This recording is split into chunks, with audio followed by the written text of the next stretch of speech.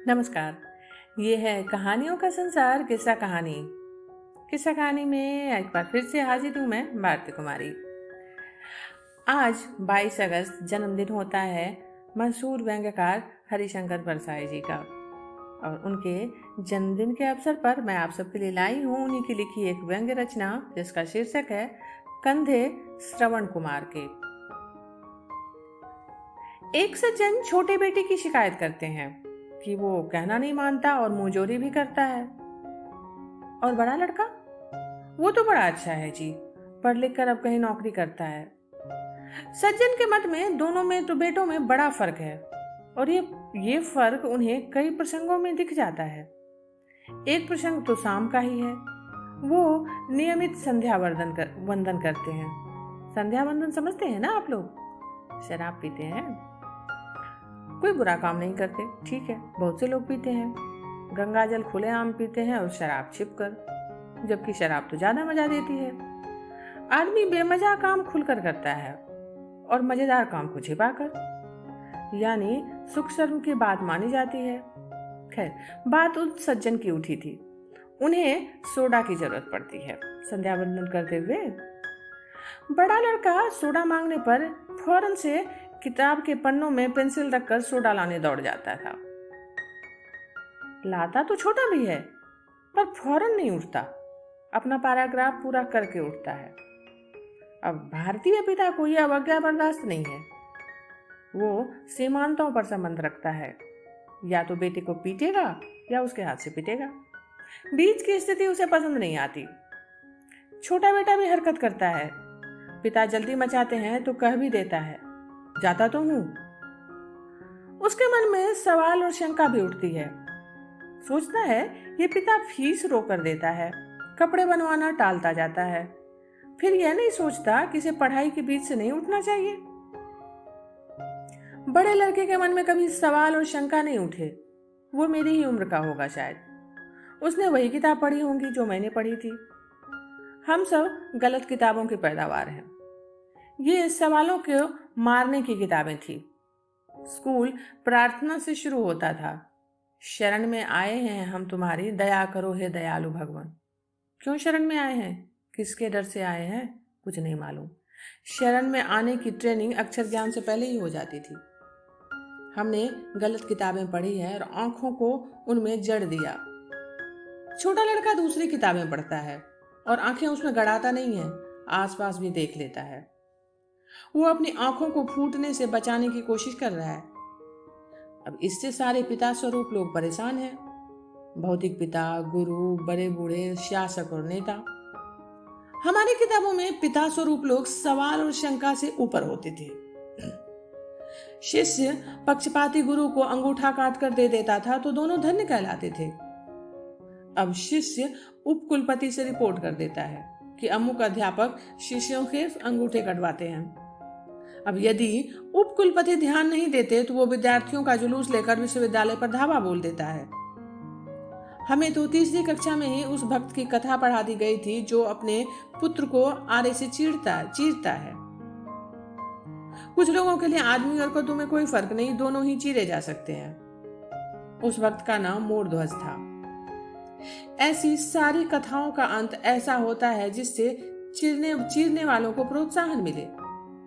भगवान प्रकट होते हैं, जिस पार्टी का जो नुकसान हुआ है पूरा कर देते हैं, मृत को जिला देते हैं, जायदाद चली गई है तो वापस दिला देते हैं, किसी को मुआवजे के रूप में स्वर्ग भेज देते हैं। कथा के इस अंत ने कितनी पीढ़ियों को आरे से चिरवा दिया होगा। इस कथा पर ना मैंने शंका की थी, ना सज्जन के बड़े बेटे ने। मगर छोटा लड़का पूछेगा, पिताजी चीरने से पहले ये बताइए कि भगवान इससे खुश होते हैं, इसका क्या सबूत है? और फिर इसकी क्या गारंटी है कि वो आ ही जाएंगे? उन्हें 1000 काम लगे रहते हैं। फिर इसका क्या भरोसा कि वो कटे को जोड़ देते हैं? अगर यह सब हो भी तो भी आपके सत्य कल्पित विश्वास आपके अपने हैं। इनके लिए आप अपने को कटवाइए और अपनी हट निभाइए। पहले जन्म में लोग अपनी सही गलत मान्यता के लिए पीछे जन्मों को क्यों काटें? एक पीढ़ी के लिए दूसरी पीढ़ी क्यों चीरी जाए? अब ये लड़के मुंहजोरी करने लगते हैं। कम बख्तों की किताबें बदल गई हैं। कोर्स इतनी जल्दी क्यों बदलने लगे हैं? बड़े लड़के से कह दिया था कि अपनी किताबें संभाल कर रखना, छोटे के काम आएंगी, पर किताबें बदल गई। पुरानी किताबें किसी के काम नहीं आ रही हैं। ये एक ही किताब पीढ़ियों तक क्यों नहीं चलती? पिताओं को यह चिंता है। बड़ा लड़का फौरन किताब में पेंसिल रखकर सोडा लाने भाग जाता है। छोटा पैराग्राफ पूरा करके उठता है। भीष्म की कथा भी हमें तभी पढ़ा दी गई थी। हमने भीष्म को धन्य कहा था। छोटा लड़का शांतनु को धिक्कार कहेगा। धन्य और धिक्कार की जगहें बदल गई हैं। लोगों को पता नहीं है। छोटा लड़का भीष्म से कहेगा, क्या तुमने भी वही किताबें पढ़ी थी जो हमारे बड़े भाई ने? तुम पिता से क्यों नहीं कह सके कि जीवन भर के भोग के बाद भी आपकी लिप्सा बनी हुई है, तो मैं क्या करूं? अपना संयम दे सकता तो थोड़ा दे देता। जीवन कैसे दे दूं? राज्य से आप मुझे वंचित कर सकते हैं, पर मनुष्य का स्वाभाविक अधिकार मैं हरगिज नहीं छोड़ूंगा।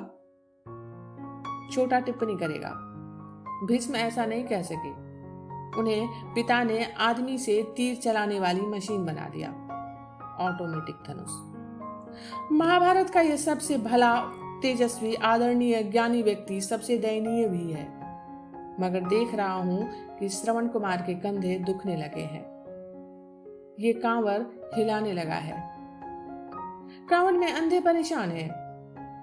विचित्र दृश्य है ये। दो अंधे एक आंख वाले पर लदे हैं और उसे चला रहे हैं। जीवन से कट जाने के कारण एक पीढ़ी दृष्टिहीन हो जाती है, तब वो आगामी पीढ़ी के ऊपर लद जाती है। अंधी होते ही उसे तीर्थ सूझने लगते हैं। वो कहती है, हमें तीर्थ ले चलो। इस क्रियाशील जन्म का भोग हो चुका है। हमें आगामी जन्म के भोग के लिए पुण्य का एडवांस देना है। आंख वाले की जवानी अंधों को ढोने में गुजर जाती है। वो अंधों के बताए रास्ते पर चलता है। उसका निर्णय और निर्वाचन का अधिकार चला जाता है। उसकी आंखें रास्ता नहीं खोजती, सिर्फ राह के कांटे बचाने के काम आती है। कितनी कांवरे हैं, राजनीति में, साहित्य में, कला में, धर्म में, शिक्षा में। अंधे बैठे हैं और आंख वाले उन्हें ढो रहे हैं। अंधे में गजब का काइयां बना जाता है। वो खरे और खोटे सिक्के को पहचान लेता है। पैसे सही सही गिन लेता है। उसमें टटोलने की क्षमता आ जाती है। वो पद टटोल लेता है, पुरस्कार टटोल लेता है, सम्मान के रास्ते टटोल लेता है, बैंक का चेक टटोल लेता है। आंख वाले जिन्हें नहीं देख पाते वो टटोल लेता है। नए अंधों के तीर्थ भी नए हैं। वो काशी, हरिद्वार, पुरी नहीं जाते। इस कांवर वाले अंधे से पूछो कहां ले चलें, वो कहेगा तीर्थ।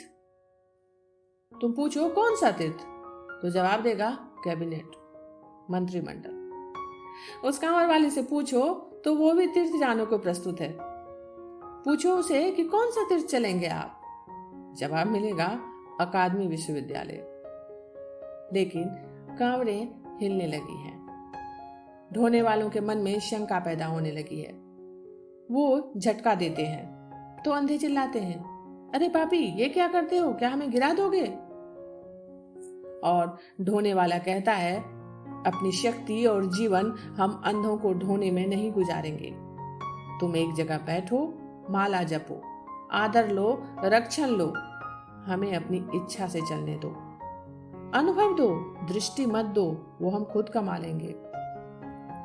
राजनीति, साहित्य आदि तो बड़े प्रकट क्षेत्र हैं।